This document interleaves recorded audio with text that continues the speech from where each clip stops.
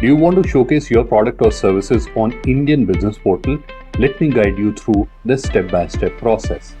The very first step is to open Indian Business Portal on your device. You can either type indianbusinessportal.in on your browser, or you can search for Indian Business Portal and then click on the relevant link which will open Indian Business Portal on your device. Once Indian Business Portal is open on your device, then you have to click on this option, which is Register as Indian Exporter. A new page will open up. On this page, you have to click on this option, which is Create Your Catalog. Another page will open up. On this page, you have to enter your first name, last name, email ID and create a password, and after that you have to click on Agree and Continue to move to the next step. In the next screen, you have to input your contact number, and after that you have to click on Send Code. In the next screen, you have to input the OTP received on your mobile number, and after that you have to click on Verify.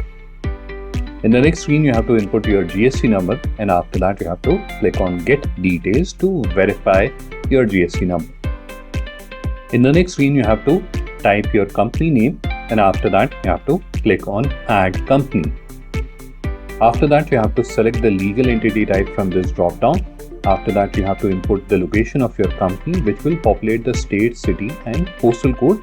However, these are editable, so if you want, you can make changes to them. After inputting all this information, you have to click on Next to move to the next step. In the next screen, you have to specify to which industry your business belongs, and you can do that either by searching the industry name, or you can select the relevant industry by manually selecting it from the drop down. After you have selected the industry, you have to click on Next to move to the next step. In the next screen, you have to specify which describes your business in the best way. If you are a manufacturer and exporter, you can select both of them, and then you have to click on Next to move to the next step. In the next screen, click on Convert Now.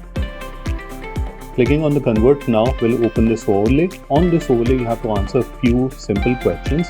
After providing a correct response to these questions, click on Next to move to the next steps. After clicking on Next, this overlay will open up. On this overlay, you have to simply select a suitable design theme as per your choice.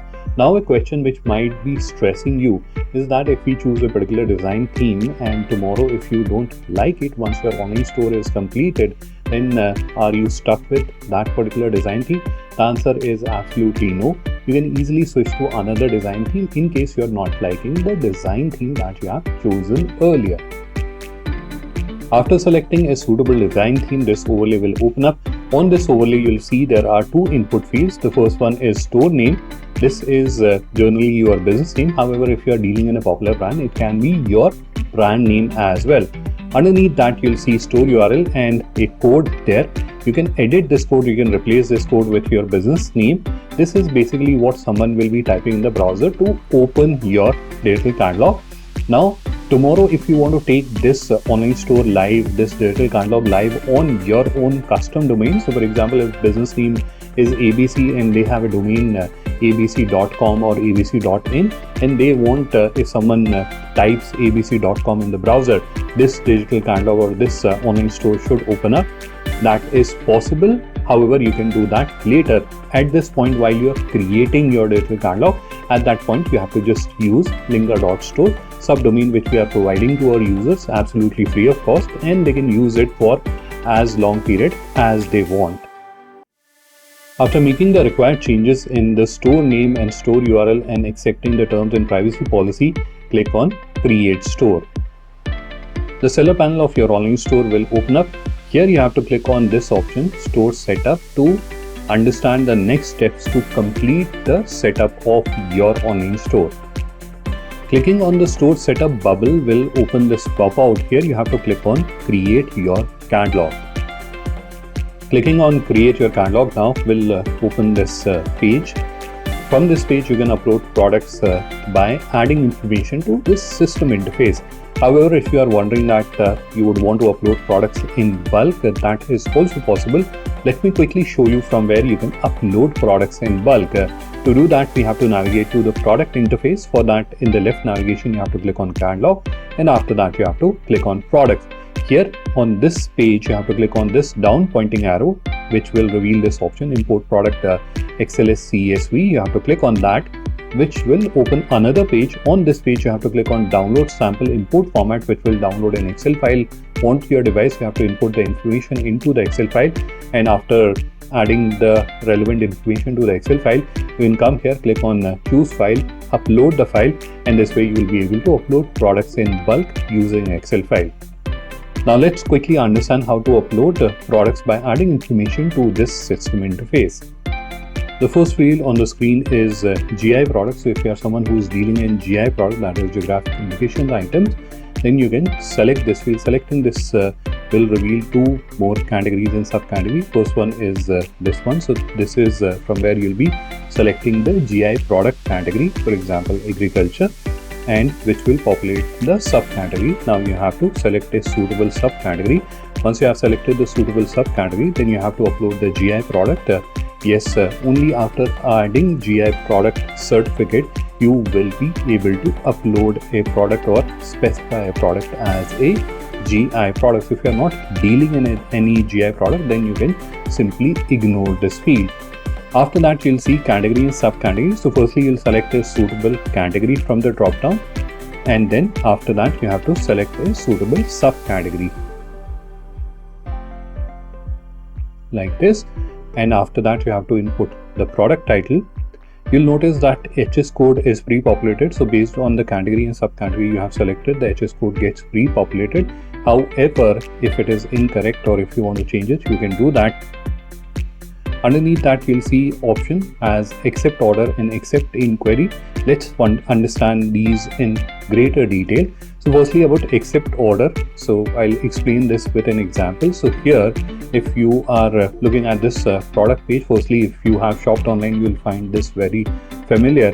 So if you want to have this kind of an experience on your digital catalog where a prospective customer can come and they can place an order, they can buy an item, then you should select accept order.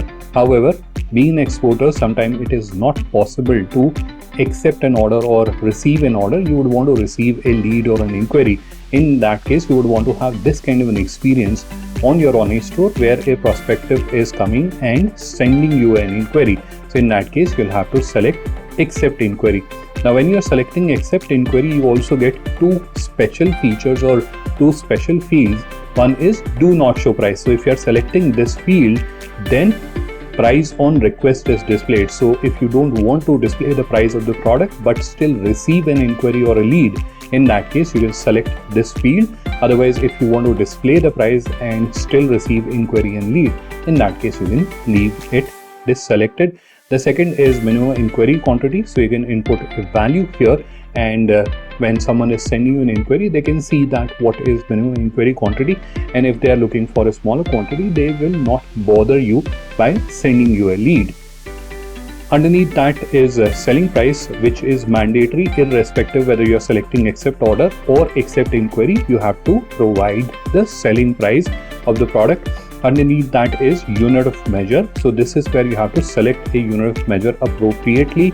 Now this is not only relevant or related to the product that you are uploading, but also related to the price you are adding. Let me explain with an example. So for example, if you are uploading rice here, you can add a price which is for per kilogram, or you can add a price which is for a metric ton. So it has to be in relevance to the product, obviously, and also in relevance to the price that you're adding here. Underneath that is B2B discount price, which you can ignore. Then you have summary. This is where you have to add a brief description of the product. So this is where you can add a text description. In addition to text description, you can also add an image. You can also add a video. This is where you have to briefly describe the product. So you can add few paragraphs and bullet points highlighting the features, benefits, specifications, etc. about the product. Underneath that is stock. Now this is more relevant for the products which are accept order, where you're receiving orders. For accept inquiry product, you can create a product by adding one stock. You cannot create a product without stock. You need to have at least 1 unit of stock, and then you can create a product. Threshold is basically reorder level. So for example, if I'm putting 5 here and stock is 10, so with each order, the stock will keep reducing. Whenever it will reach 5, the website will send a notification that this product has reached the threshold, it has reached the reorder level. Now I can replenish the product, or I can manufacture it, so I can take a requisite action. Then we have minimum order quantity. Minimum order quantity is again relevant to accept orders. This is where you can specify what is the minimum unit a customer or a prospective customer has to buy. Then you have to specify whether you would want to accept small orders or not. What is the fulfillment capacity per month for this product? If you are dealing in a popular brand, you can add a brand here. To add a brand, you have to click on this add brand button, which will open this overlay. On this overlay, you have to type the brand name and you have to upload the logo of the brand. Underneath that, you'll see labels and tags. So labels are like stickers which can be added, or they are virtual stickers which can be added to the product or removed whenever you want. So if you want to highlight new arrivals, or if you want to highlight a product on which you are running a special offer, you can use labels. Tags are used for two very important purposes. One is to enhance the search which is happening on your digital catalog. Instinctively, whenever we are visiting a website, the first thing that we typically do is to start searching for what we are looking at. Now, there can be a scenario that the search which is working on your online store, or the search recommendations, are not very accurate. You can make them more accurate using tags. The second use case, and an equally important one, is in the navigation. So navigation is basically these, like here we can see categories and subcategories. So this navigation, you have to display products, and tags are used to display products in navigation also. That is the second important use case of tags. Then you have country of origin. This is where you can either select the country of origin by scrolling down, or you can start typing the name of the country and you can select an appropriate option.